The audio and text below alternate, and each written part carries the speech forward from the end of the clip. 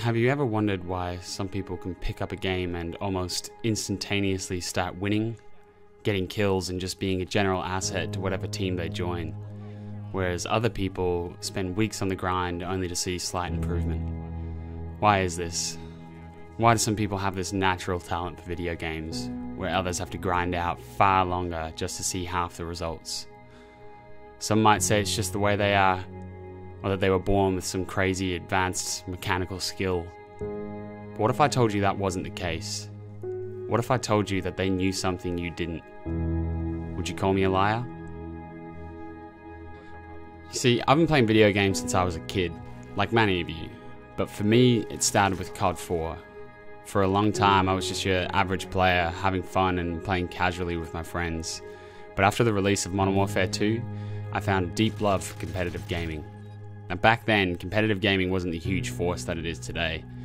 We made a scratch team with a few mates and competed on a site that you might know called Game Battles. Now, I'm not here to tell you guys about my life story as a competitive gamer, but I feel it's important that you know where I'm getting my information from. As the years progressed and I played at higher and higher levels of competition, I started to notice that I could pretty much hop into any game and feel comfortable that I could hold my own. Whether it was Battlefield, Gears of War, or even FIFA, all I had to do was pick up the controller and play. Now, some of you might say that it's just the mechanical skill that allowed me to do that, but as much as I think that it helps, I don't think it was the number one reason. You see, just recently I made the transition from console to PC, and now after a month of playing Rainbow Six Siege, I'm constantly playing and competing against high platinum players, looking to move towards that diamond rank myself. So if it all boiled down to that mechanical skill that I had developed, how exactly does playing on a controller benefit me to that extent on a keyboard and mouse? So another good example of this is a man that you guys probably know called Shroud. Shroud just hopped into Siege a few weeks ago and is already able to hang with high plat / diamond players with relative ease. Yes, a lot of his advantage, if not all of it, comes down to his insane mechanical skill, which he developed over his years of professional Counter-Strike. But what a lot of you guys don't see behind the scenes is that Shroud, like me, and a lot of other competitive gamers understand, is something that I like to call the win factor. The win factor in its basic form is actually a pretty easy concept to grasp. Basically, it works like, what is the one factor on any given game or round that will allow me to win? Let's look at Rainbow Six Siege for example. How most players look at Siege is we either have to kill everyone on the enemy team or else defuse the bomb in order to win the round. And yes, of course, that is technically how you're going to win the round, but people that understand the win factor will look at it on a deeper level. Let's take the map Clubhouse for example and assume that we're attacking the CCTV cache bomb site. The first thing we need to do is blow open the reinforced walls into CCTV so that we can potentially get a quick plant off. Thus, we're probably going to need thermite, thatcher, and maybe a glass for smoke. Why? Because that is the win factor for that specific bomb site. You can take it even further. Let's say the enemy team has an echo, someone with the ability to stop you from planting the bomb from a remote location. Someone without an understanding of the win factor might not take much notice of this, waste too much time, and end up losing from echo, disabling their plant. Whereas those who have an understanding of what it takes to win will look at the situation and say, okay, to win this round, we need to make sure we drone out, locate, and kill echo. The win factor.